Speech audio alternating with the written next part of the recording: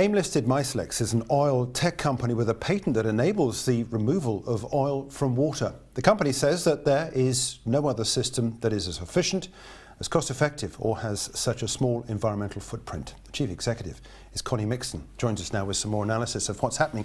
Interesting topic.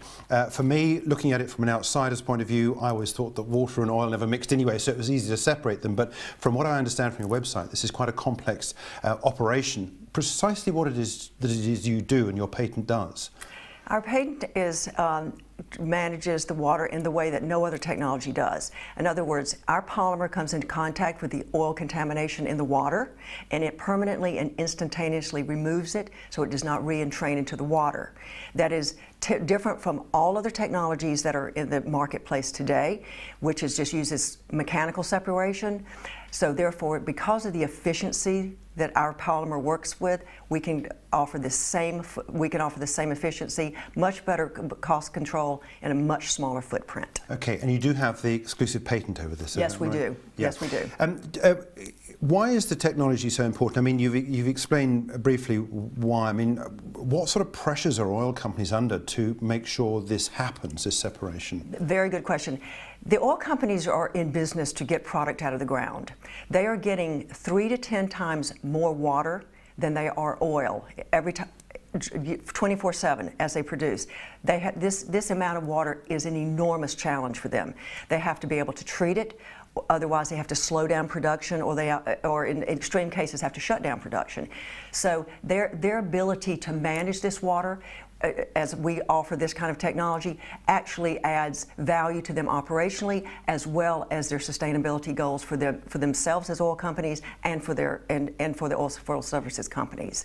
So this technology helps them manage a challenge for them that will only get larger as time goes on, because their production levels are just ratcheting up over time. And of course, environmentally, presumably this is an important process too. It is a very important process. The regulations are getting more stringent around the world in petrochemicals as well as oil production. But along with that, they've got their own environmental goals internally, the oil companies do, and they intend to meet those goals, and they actually, some parts around the world, they exceed the regulatory levels that are in place now. Does the technology enable companies that have economically unproductive wells to bring them onto production in an economic way? It does. The best illustration of this is enhanced oil recovery for older wells around the world that are enormous wells that have been producing for years and years. But the reality is there's still a lot of product down there in the ground, and they actually have the technology to get it out of the ground now. That is unconventional, but they do have the ability to do it. The difference is it takes an enormous amount of water. So therefore they have to be able to manage the water to use those techniques. MyClex gives them the opportunity and the availability of this to be able to deploy that new technology they have and treat all that water cost effectively and efficiently. So yes, the answer is it definitely will increase oil production around the world. What sort of potential is there in this market? I mean, is it possible to measure the size of the market that you're in? This has been attempted many times, but the reality is production levels move, constantly. But if you take a range of 5 barrels of water for every barrel of oil produced, you can come up with some numbers. But the reality is, it is an enormous challenge for them because they do not have or do not want the expertise internally. They want to have third parties take care of this for them so they can do what they do best. You had full year results of the last set of results I know that you published, which showed a 74% rise in revenue, I believe. Yes. Since then we've had the best part of half a year, I think, or just over that. How has that half gone, this most recent half a year gone for you? This half has gone very well for us.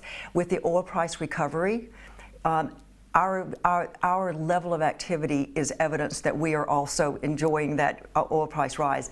We have had 3 contracts either renewed or extended out of the Middle East, which one of them was for 2 years for $5 million. We have also made our first sale into the Australian LNG market, which is a very, very important region for us. We made our first sale into Nigeria last year. On the heels of basically environmental concerns for the Niger Delta, which is, everyone understands that that's something that's very top of mind for the Nigerians. So we've got momentum going in. We also have a exclusive marketing and distribution agreement with Schlumberger. So therefore, we are able to leverage their visibility by customer and projects around the world to grow and accelerate our sales. So do you operate at the front end, or do you just release the license for the operators like Schlumberger to use your license on the patent? We do operate. We have engineers that go into the field. They start up, they run trials. They start up systems. So we are very, very hands-on. In fact, that is part of the core of our success, is that we are so efficient, and we do so well in the field with the oil companies. So how difficult is it then for you to get a contract with a very, very large operator? I'm talking Exxon, BP, Shell, and Total and so forth. Because you are so relatively small as a company, yes, how difficult it would be to ramp up production in order to be able to represent BP in the field of the operations that you're trying to do? Well, I'll give you an example. In 2010, right before our AIM listing in 2011, we had just secured the contract for Chevron's state-of-the-art platform in the Gulf of Mexico after working with Chevron for a few years. And that was installed in 2012. It's the Jack St. Malo platform. So we've already done it. We've already been adopted by some of the largest in the world. That goes for BP, SABIC in the Middle East, a petrochemical company, Anadarko. And with the endorsement of Schlumberger in this marketing and distribution agreement, we pretty much have got the endorsement and the footprint that we need to really grow with this, with the recovery. And are you going to have to borrow money to expand, or are you okay with the income you're getting from the revenues? I know you're pre-profit at the moment, aren't you? We're pre-profit. We do enjoy good, nice margins, but no, we do not need. We feel that we're going to grow very well with what we have now, with our cash flow now. Yeah. So, what are your targets financially? I mean, what's your next stop-off point? If we bring up a picture of your share price, I think since the beginning of 2016, I think there's been some six-fold increase in the share price, yes, from around about 20 odd pence to 120 pence. There was this big drop that we saw back from 2014, but further analysis into the recent moves, the share price has shown a nice improvement. What do you say to investors about where the company's going?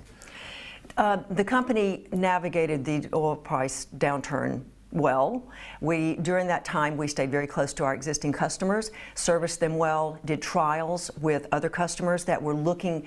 Everyone was looking toward the next, to the price recovery. They didn't know if it was going to be 24 months, 36 months, but pretty much they were looking to continue to do trials and be ready for the next upturn.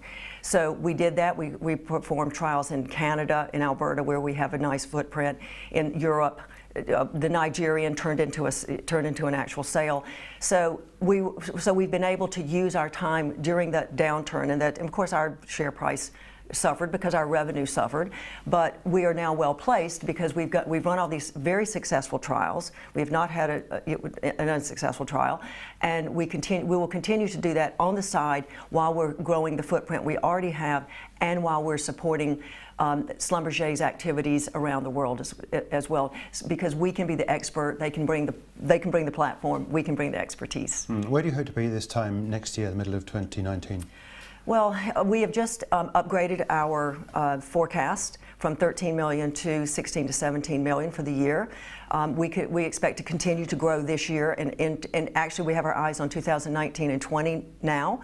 So we would hope to see, some similar growth over, into 19 and 20 that we've seen in 18. Yeah, and what does the share price represent then from where you are at the moment in terms of market value and what you're doing, the operations, what you're covering at the moment? Well, I think that the share price is, of course, we'd like to see the share price higher. We think that our activity now and we continue to put out good news we have good news, we can announce good news, it will increase the share price. And I think that that's key. That's what our investors want, that's what we want. And once we've had maybe another 6 to 12 months of good news like we've had in the first half of the year, our share price will show it. Connie, look, thanks indeed for joining us with a look at MyClex. That's the Chief Executive, Connie Mixon.